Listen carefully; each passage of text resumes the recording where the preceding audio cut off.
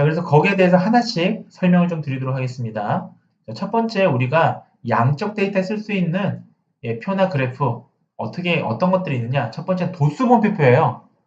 자, 여러분들이 아까 이 도수분표표는, 그 질적 자료, 명목형 자료에 쓰인다고 말씀을 드렸는데, 사실은 연속형 자료에서도 사용은 할 수 있습니다. 자, 아까 말씀을 드렸기 때문에 길게 설명드리지 않겠습니다만, 자, 도수분표표라 함은 범주별 빈도수를 나타내는 표를 우리가 도수분표표라고 합니다.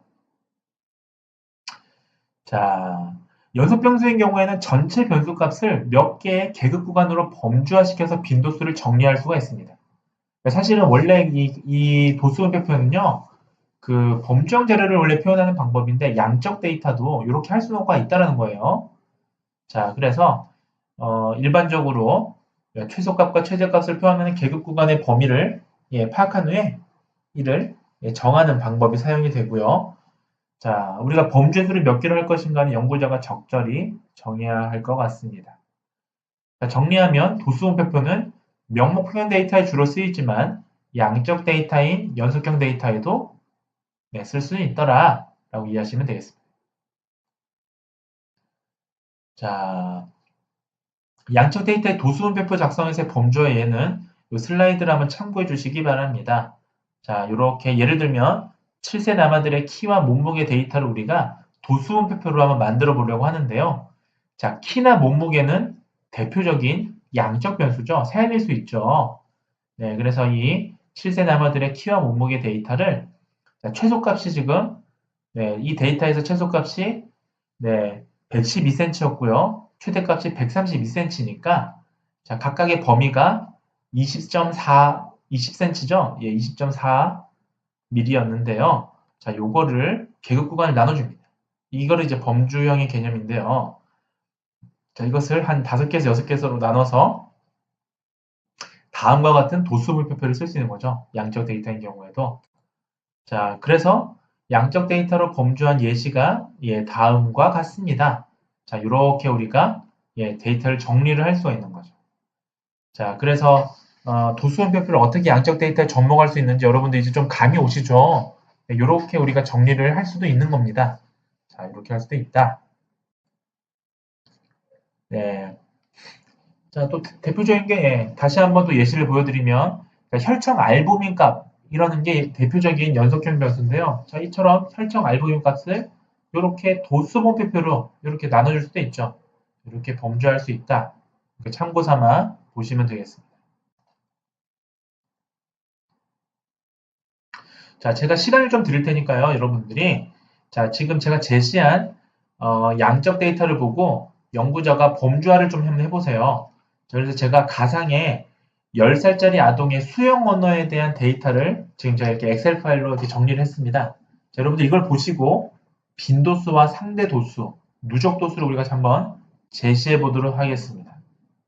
자, 이 9명의 수영 언어표를 보시고 9명이 18명이죠. 18명의 수영 언어표를 보시고 자, 이를 누적 도수표로 한번 도수 분표표로 한번 작성해 보시기 바랍니다.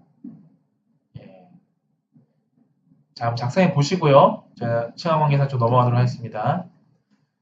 자, 지금 우리가 계속 하고 있는 게 뭡니까?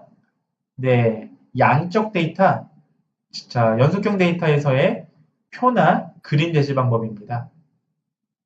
자, 우리가 질적 데이터에서는 아까 우리가 막대 차트가 대표적인 질적 데이터를 특히 서열이 없는 명목형 데이터를 표현하는 방법이라 말씀을 드렸죠. 자, 연속형에서는 뭐냐? 자, 이거 알아두셔야 됩니다. 별표 한번 쳐주시고요. 히스토그램이라는 것을 연속형 데이터에서 쓰게 됩니다. 자, 제일 대표적인 게 바로 이 히스토그램이에요. 그래서 양적 변수의 분포를 나타내는 그림을 우리는 히스토그램이라고 하는데 분포의 대칭 여부나 이상점, 아웃라이어를 파악할 수 있다는 장점이 있습니다. 우리가 연속 변수를 범주화시켜서 각 범주별로 빈도를 비교할 때 우리가 히스토그램이라는 걸 이용할 수가 있겠는데요. 자, 표보다는 그림으로 데이터를 요약하면 상당히 효과적입니다. 자, 결국 정리하면 앞서 제가 말씀드렸다시피 질적 데이터는 막대 그래프로, 양적 데이터는 히스토그램으로 우리가 각각 표현할 수가 있는 거죠. 자,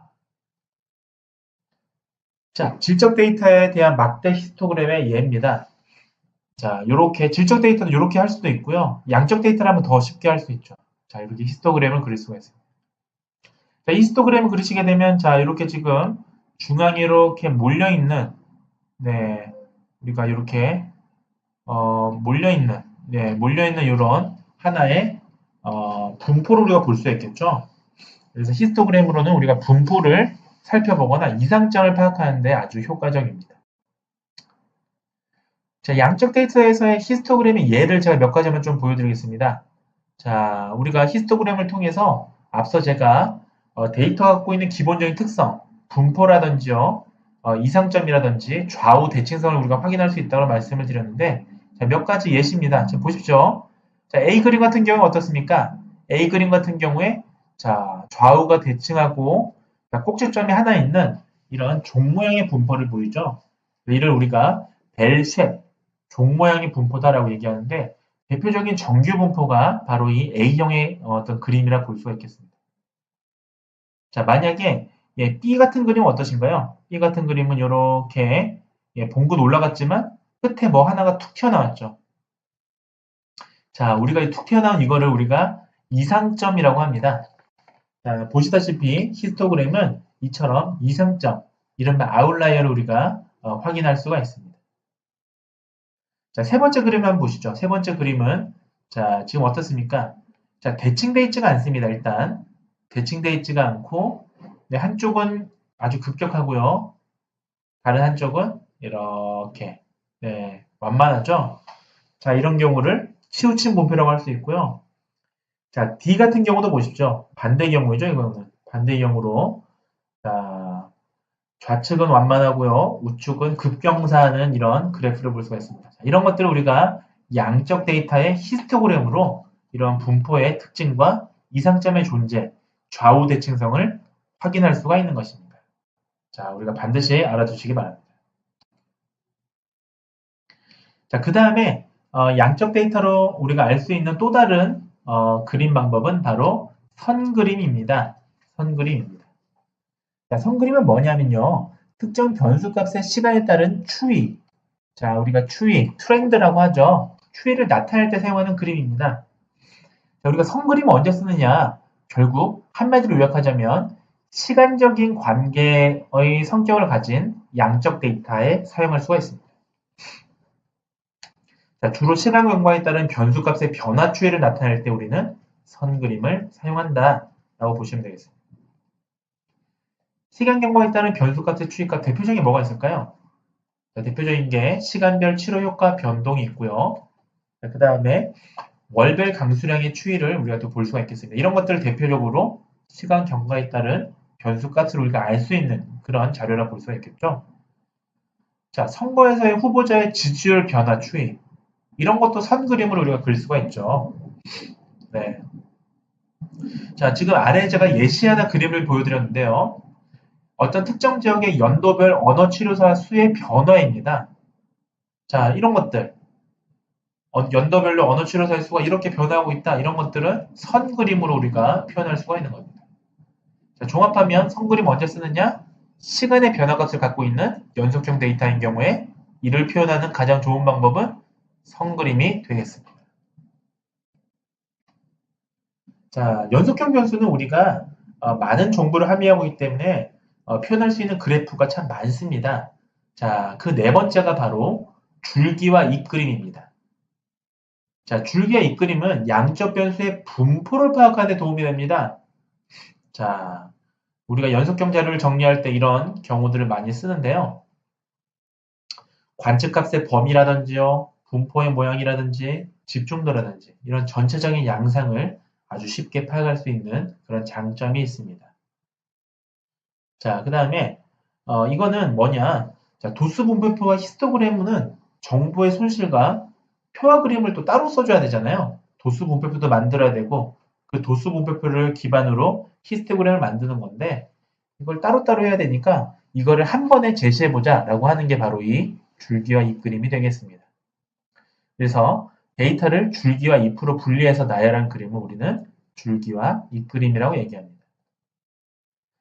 자, 근데 이게 사실은 도수분표표와 히스토그램을 요약하는 전통적인 방법인데요. 자, 한번 보시겠습니다. 요렇게 생겼습니다. 자, 요렇게 생겼습니다. 자, 보시면 여기 이렇게 돼 있고 빈도수가 돼 있고 분포까지 이렇게 한눈에 알 수가 있습니다. 자, 그래서 관찰값의 순위까지도 알 수가 있는 거예요. 자, 근데 이 줄기와 잎그림 여러분들이 실제로 논문에서 많이 못 보셨죠? 여러분들이 논문 읽어보실 때 이런 줄기 그림 많이 없을 거예요. 왜냐? 자, 이거는 언제 사용하냐면요. 데이터가 방대하지 않고 데이터가 한눈에 볼 수 있는 소규모일 때 유용한 겁니다. 자, 근데 최근에는 우리가 데이터가 연구에서 사용되는 수가 많기 때문에 자, 요즘에는 줄기와 잎그림은 많이 사용하는 추세는 아닙니다. 자, 그래도 양적 데이터에 쓸 수 있다라는 거 우리가 알아두시면 되겠습니다. 자, 다섯 번째는 산점도입니다. 자, 산점도 별표 한번 쳐주십시오. 이거 중요합니다. 자, 양적 데이터에서 우리가 사용할 수 있는 가장 대표적인 또 다른 우리가 그래프 표현 방법은 바로 산점도입니다. 산점도 여러분들 스카터 플롯이라고 하는 거 많이 들어보셨죠? 자, 이거 되게 많이 씁니다. 자, 혹시 그 논문을 많이 읽어보셨으면 스카터 플롯이 어떨 때 많이 쓰는지 아세요? 어떤 분석에서? 예, 맞습니다, 여러분들. 상관 분석이나 연관성 분석, 이른바 회귀 분석에서 많이 사용하는 게 바로 이 산점도였죠. 스카터 플롯이었죠. 자, 상관 분석이나 회귀 분석은 반드시 그 데이터를 분석하기 전에 데이터의 자료를 그림으로 제시하게 되어 있는데요. 자, 그런 자료들은 우리가 산점도라고 하는 방법으로 표시를 하게 됩니다. 자, 이건 뭐냐? 두 개의 양적 변수 사이의 관계나 연관성을 시각적으로 파악하기 위해서 데이터를 x하고 y라고 되어 있는 이 좌표에 자, 점으로 찍어서 나타낸 그림을 우리가 산점도라고 합니다. 자, 이 점 하나하나가 사실은 한 명 한 명의 응답 개체의 응답인 거예요. 자, 이 대상 순 거죠. 자, 1번 대상, 2번 대상, 3번 대상 이런 식으로요. 자, 이거를 XY축의 2차원의 표에 표현한 게 산점도가 되겠습니다. 자, 산점도는 어떤 장점이 있냐면요. 아주 강력한 장점이 있는데요. 두 변수 사이의 관계의 정도와 방향을 우리가 파악할 수 있습니다. 자, 예컨대 양의 상관관계냐, 음의 상관관계냐 이런 것들을 산점도로 파악할 수가 있는 겁니다. 그 다음에 전반적인 패턴에서 이탈된 관측값. 자, 이것을 우리가 이상점이라고 하는데요. 이 아웃라이어가 존재하느냐를 파악할 수가 있습니다. 자, 지금 밑에 제가 키와 몸무게에 대한 산점도를 이렇게 예시로 들어봤는데요. 자, 이들 사이의 간격을 가장 줄일 수 있는 임의의 선을 하나 제가 그어보겠습니다. 자, 이런 임의의 선을 하나 그을 수가 있겠죠? 이 선을 그었을 때, 이 간격들을 제일 줄여주는 임의의 선을 그었을 때, 자, 이 선의 방향이 어떻습니까? 자, 키가 늘어날수록 몸무게도 늘어나는 방향으로 지금 그어져 있죠? 이런 경우 우리가 이거를 양적 상관관계, 자, positive correlation이라고 합니다. 양의 상관관계라고 합니다. 자, 산점도로는 보시다시피 이게 양적 상관관계가 있느냐, 자, 한 변수가 커지면 다른 변수도 커지느냐, 이거 확인할 수 있었어요. 자, 그 다음에 보십시오. 이 이상점도 파악할 수 있습니다. 자, 여기 지금 이 점들을 보시다 보면 얘는 좀 약간 이 선과 많이 떨어져 있죠. 자, 이런 경우에 얘는 특이한 애인 거예요. 특이한 대상인 거예요. 근데 이게 특이점이냐 아니냐는 사실은 여러 가지 방법으로 이제 분석을 해보셔야 됩니다. 어쨌든 이 그림에서는 임의로 제가 이렇게 표시를 했는데요. 자, 이런 것들을 파악할 수가 있죠.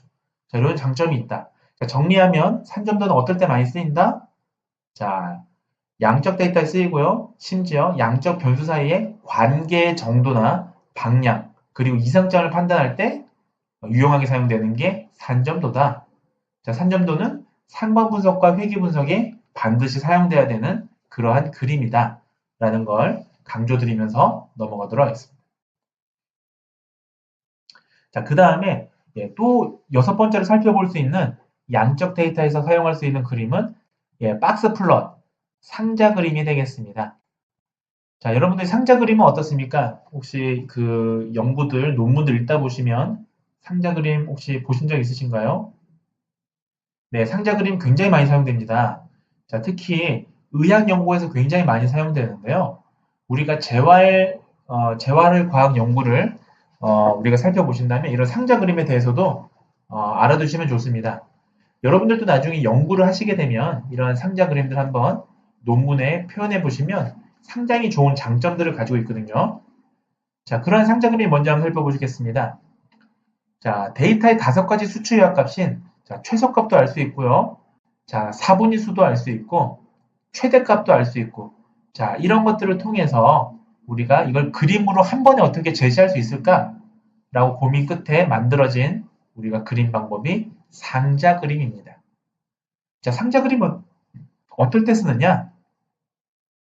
여러 집단의 데이터 분포의 특성을 비교할 때 유용합니다. 자, 이거는 데이터의 분포 특성을 비교할 때 유용하다. 우리가 뭔가 평균이나 이런 사분위수를 사용한 이런 데이터들을 연속형 데이터들을 A 집단, B 집단, C 집단을 동시에 비교하고 싶다 할 때는 이 상자 그림으로 이 여러 가지 정보를 한꺼번에 제시하는 거죠. 자, 이걸로 뭘 알 수 있느냐? 분포의 대칭성도 알 수 있고요. 자료의 중심 위치도 알 수 있고 산포의 정도도 알 수 있고 심지어 이상점을 알아볼 수 있습니다. 자, 아까 보셨던 산점도는 두 개 이상 비교하기 좀 어려운데 상자 그림은 여러 집단의 수치를 이 5가지 수치를 한꺼번에 비교할 때 많이 사용됩니다. 자, 각각의 수치가 뭘 나타내는지는 이 그림을 보시면 우리가 알 수가 있을 것 같아서 좀 넘어가도록 하겠습니다. 자, 우리가 상자 그림은 여러 가지 장점이 있는데요. 자, 밑에 한번 제가 그림을 한번 제시했습니다. 이 그림은 세 지역에 대한 히스토그램인데요.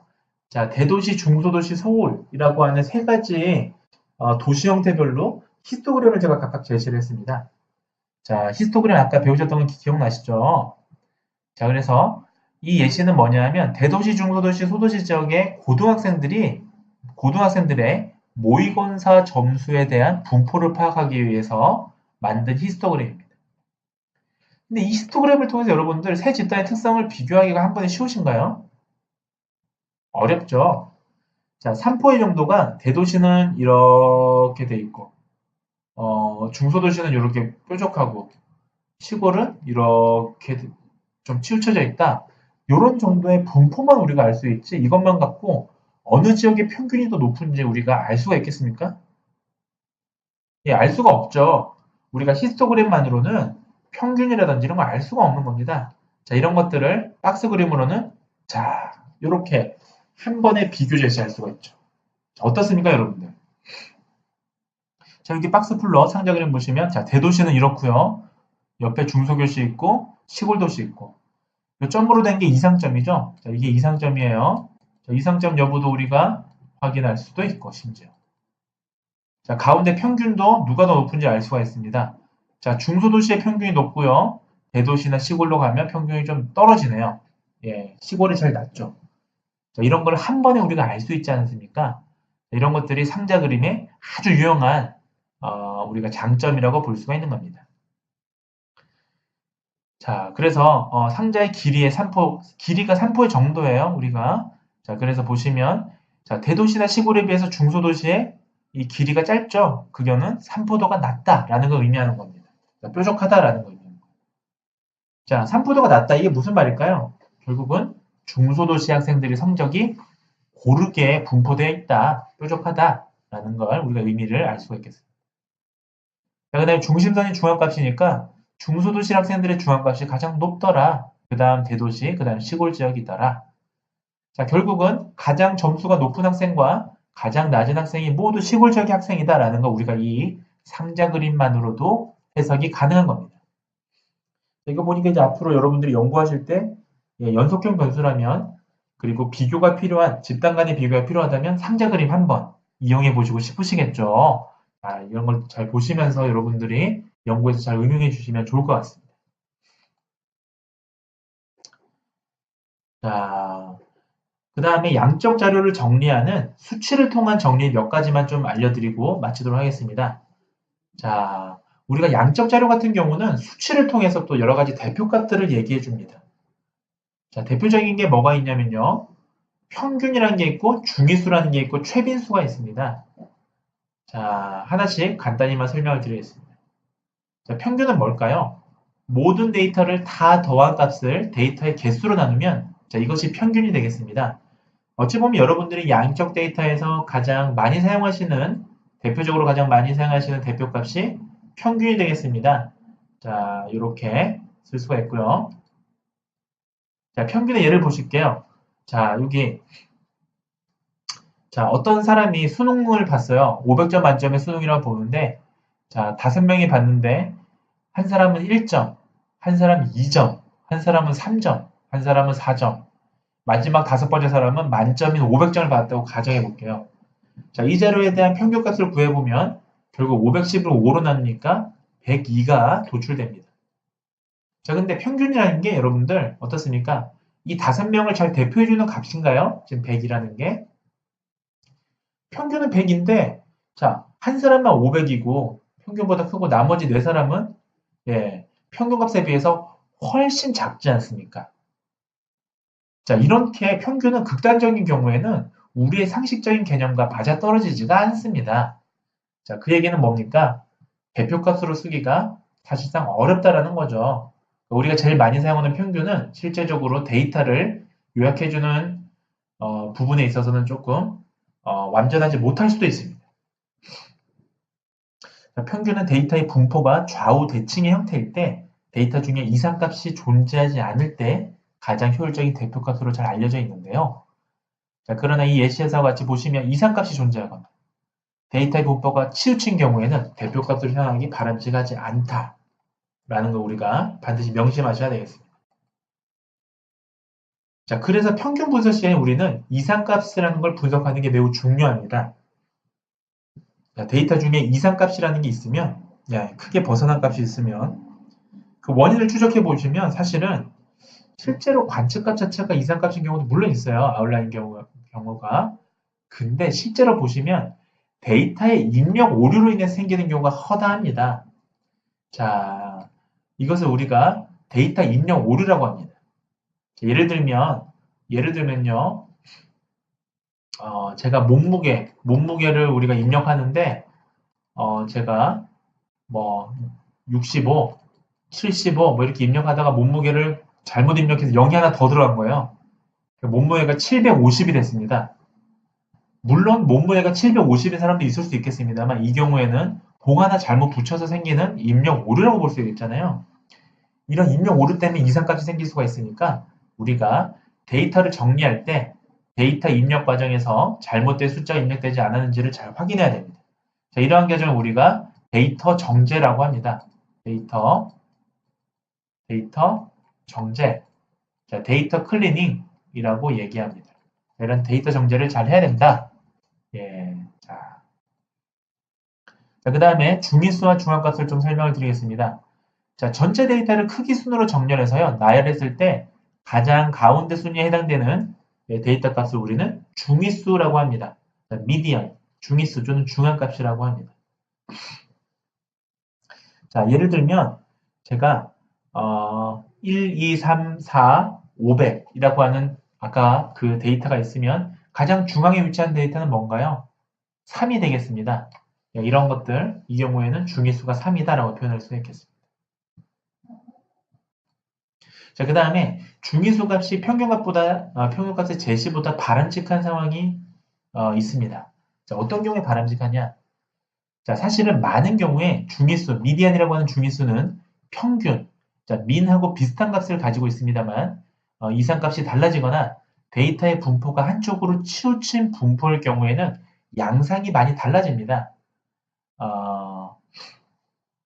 자, 예를 들면 1, 2, 3, 4, 500이 지금 사용되어 있는 데이터인 경우에 자, 평균을 합치면 지금 102가 됩니다.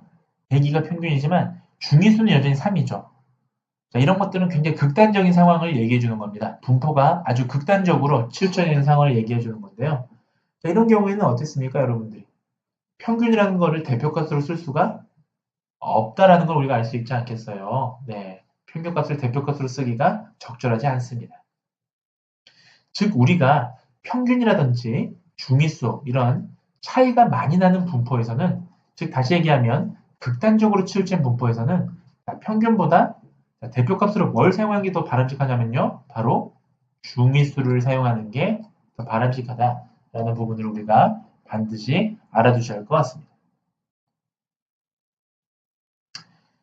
자, 그 다음 대표값의 또 다른 개념은 최빈수라는 게 있습니다. 자, 모드라고 하는데요. 자, 이는 데이터 값 중에서 가장 빈번하게 나타나는 값을 우리가 최빈수라고 정의합니다. 자, 이거는 명목 변수에 적합한 어떤 그런 대표값이겠는데요. 자, 밑에 한번 보시죠. 자, 제가 만약에 데이터를 수집했는데, 자, 3, 1, 2, 2, 3, 4, 2 이런 데이터를 수집했다면 여기서 가장 빈번하게 나타나는 것은 뭘까요? 2죠. 2가 3번 나왔으니까 이런 경우엔 최빈수가 2다라고 우리가 얘기할 수가 있겠습니다. 자, 오늘 수업 좀 굉장히 길게 들어주셨는데요. 자, 오늘 수업의 핵심 요약을 좀 해드리겠습니다. 자, 오늘 우리는 자료의 속성에 대해서 배웠습니다. 자, 그래서 우리가 자료의 속성이라는 게 결국은 질적 자료가 있고 양적 자료가 있는데, 질적 자료는 우리가 명목형, 구분만을 위한 명목형이 있었고요. 자, 구분뿐만이 아니라 순서적 의미를 함유한 서열형 또는 순위형 자료가 있었다라는 걸 말씀을 드렸습니다. 자, 그 다음에 또 오늘 양적 자료가 있었다라는 말씀을 드렸는데, 자, 양적 자료는 길이라든지 무게 이런 것처럼 양적인 수치, 개수로 측정할 수 있는 자료인데, 이런 것들은 이산형이 있고 또 연속형이 있다라고 말씀을 드렸습니다. 자, 우리가 근데 앞으로는 이 수업 시간, 이번 주 수업 시간 이후부터는 자, 범주형이냐 연속형이냐 이렇게 이분법적으로 구분하겠다. 자, 셀 수 있으면 연속형이고요. 셀 수 없는 범주로 측정된 자료면 범주형이다라고 우리가 앞으로 정의를 좀 하도록 하겠습니다. 자, 그래서 우리가 오늘 미처 이 시간에 다 정리를 못 해드렸는데요.